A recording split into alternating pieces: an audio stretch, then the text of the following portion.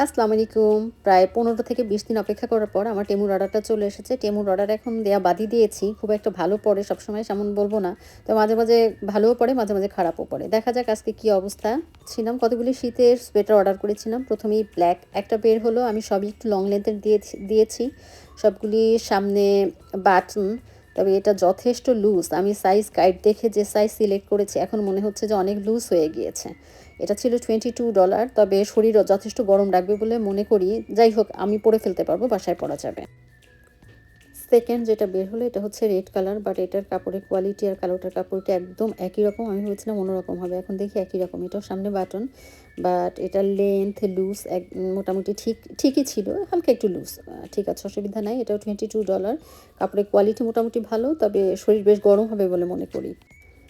এটা black and white আমার always favourite. এটা দেখে আসলে আমার খুব পছন্দ হয়েছে, দেখে নিলাম। এটা $19 পড়েছে, বাট এটার একটু ওগলির থেকে একটু পাতলা, বাট ভালো, খারাপ।